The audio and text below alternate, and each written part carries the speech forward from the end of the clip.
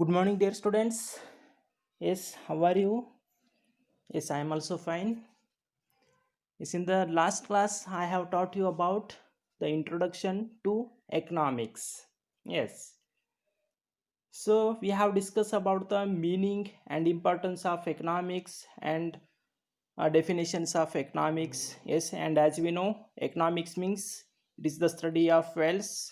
Yes, so economics, it means it is the study of wealth. So this definition is given by Adam Smith. Yes, and Adam Smith, he is known as the father of economics. Fine.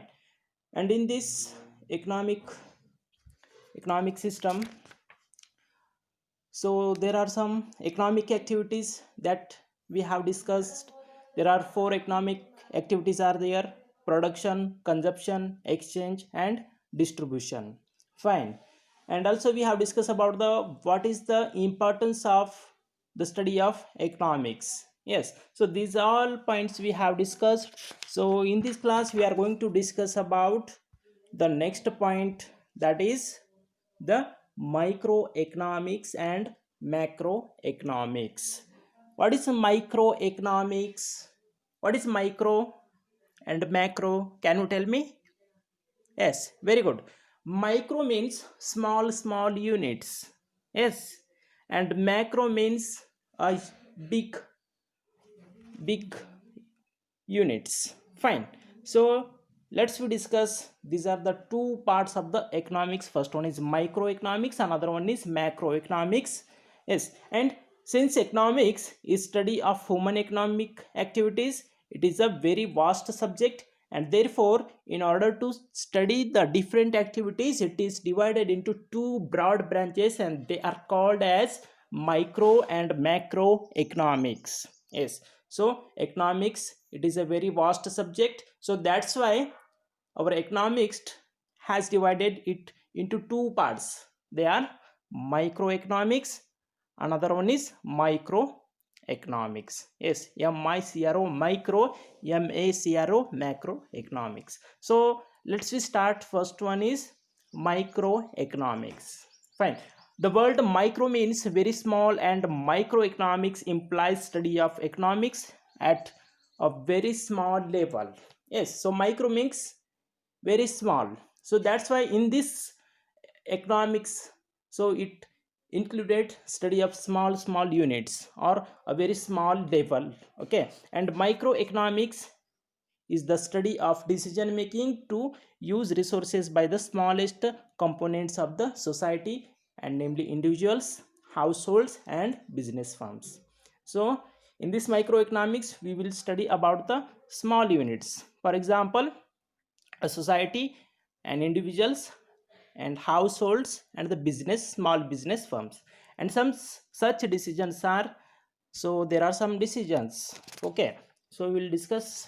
So first one is, so you have to buy a various goods and services to satisfy your wants. Yes, so our wants are unlimited, and we have to buy a various goods to satisfy our wants. And which wants will satisfy you? Yes, so our wants are unlimited. Yes, and which is very important, so we have to give priority first to them.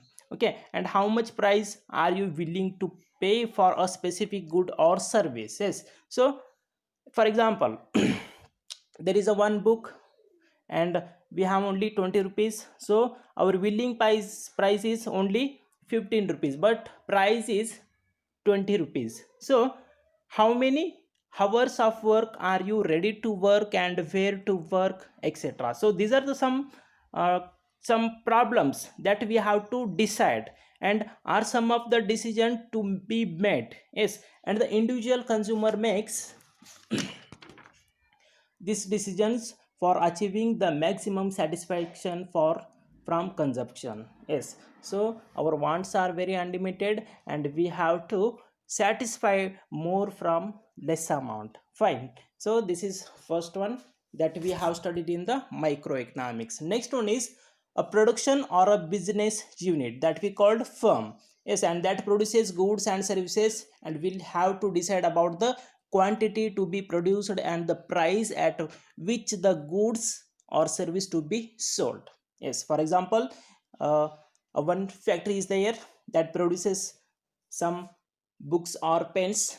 Is how much quantity we have to be produced and what will be the price of the goods. So these types of problems are there and we have to decide these all things. Yes, and it has to decide about the combination of inputs and factors of production so that it produces the desired quantity at the minimum cost. Yes, and next one is the price. It is determined by the interaction of the buyers and the sellers in market. Yes, so the price, it is determined by the buyers and the sellers in the market, how they interact and on what basis they decide a mutually acceptable price is also the subject matter of microeconomics. Fine, so these are the things that we are studied in the microeconomics. Yes, so you can also see here, so factors that influence individual economic choices that we studied in the microeconomics, and decision of individual firms,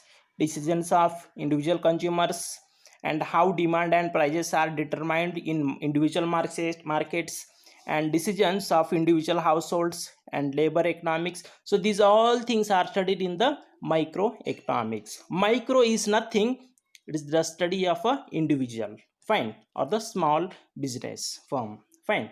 Let me discuss about next one, macroeconomics. Got it? So microeconomics study about the small things, and let we see about the macroeconomic. So the word macro means total or large. Yes, and the society or the country or the economy is very large and entity compared to an individual. Yes, if you compare to a country with the individual, so a country or the society, it is very huge, and some decisions have to be taken at such aggregative level, and the economic decision taken at the level of the economy as a whole are the subject matter of economics. Yes, in this macroeconomic we are going to discuss about the whole economy. Yes, and the economic decision like collection of taxes, expenditure on public amenities and welfare activities, regulation of inflation, promotion of economic growth, etc. So these are the some problems or things that we have discussed in this, or we study in this macroeconomic. Yes, and which affect the whole economy fall in the pure view of macroeconomics. Such decisions are usually taken by the government. Yes, so in this macroeconomics the big problems or the big things are studied. Yes, the inflation and the expenditure on the public amenities. Yes, and the collection of taxes. So these related to all economic activities, whereas in the microeconomics the studies about only the individual person, fine. And the microeconomic studies individual buying and selling, as buyer the expenditure by the individual consumers, their consumption expenditure, then we added consumption expenditure of all individuals, and we get the aggregate consumption expenditure of the whole society. Similarly, when we add up incomes of all individuals in the society, it becomes the total income of the country or national income. Yes, so study of these aggregates such as national income, total consumption expenditure of the country, etc., it comes under macroeconomics. Yes, so in the microeconomics we study about only the individual person. Yes, whereas in the macroeconomics we study about the whole society. For example, we have discussed now, yes, the income of the country or national income. Yes, so it is aggregate national income and total consumption expenditure of the country, so this related to the whole country. So these types of content we are studying in the macroeconomics, whereas inflation or price rise affect the whole economy. Yes, and so understanding its causes and effects as well as controlling it. Yes, so inflation, that is rising prices, that we call inflation. Yes, so this uh, we have to study and we have to control it. Yes, and these all aspects come under the study of macroeconomics. Yes, similarly there are so many problems are there. For example, problem of unemployment, economic growth and development, etc. So these affect the whole nation and hence are covered under the study of macroeconomics. Yes, got it. So simply the micro means the small unit study. For example, individual consumption, individual price, individual humans behavior. Okay, whereas in the microeconomics is related to the whole society. Yes, for example, there are so many problems are there, unemployment is there, economic growth is there. Yes, so these types of problems we are studying in the macroeconomics, that is it is related to total society. Fine. So next one is basic economic problems. So you can so you can see here the difference between the macroeconomics and the macroeconomics. First one, microeconomics. So microeconomics studies about the individual markets, whereas macroeconomics whole economic, that is gross domestic product. Next one is microeconomics effect on price of a good, whereas macroeconomics inflation, that is general price level. Yes. Next one, macroeconomics individual labor market, whereas macroeconomics is related to employment or unemployment. Next one, in the microeconomics individual consumer behavior, whereas in the microeconomics aggregate demand, that is. Next one is microeconomics supply of good. Next one is in the macroeconomics productive capacity of economy. So this is the difference between the microeconomics and macroeconomics. So simply we can say microeconomics is, it is the study of small unit, whereas macroeconomics it is the study of big units. Fine. So let me discuss about the basic economic problems. Yes, fine. So the problems in economics arise due to the scarcity of resource, which force us to make a suitable choice. Yes, in our society there is a scarcity of resource. So there but our wants are very unlimited, so that's why we have to satisfy our wants, and this is both at a micro and a macro levels. Yes, and in this context economics tries to provide answer to the following questions. So there are some problems are there, the basic problems are there. So first problem is what to produce. Yes, so an individual or a society has to decide about what goods and services to produce. For example, uh, if one person is there, so he has a fruit stall, so which fruit is very selling in that particular area, so that fruit he has to purchase. Yes, so first of all what to produce. Yes, which things he has to produce. Yes, so whether to produce more of food or weapons. Yes, they gave very important example, that is food or weapons, which is very important. Yes, so food is very important to us because we didn't have a food, so we can't live. Yes, weapons is secondary, so we have to give first importance, which is very important. Yes, so whether to produce more food or weapons. Yes, both are necessary, but food is basic things. Fine. So next one is agriculture or industrial goods. Yes, because we have to give first preference to agriculture because that is a main source. Yes, next we have to give preference to industrial goods. Next education and health. Yes, both are very important. Yes, so first health is wealth, so that's why we have to give first preference to health. Yes, then education is there.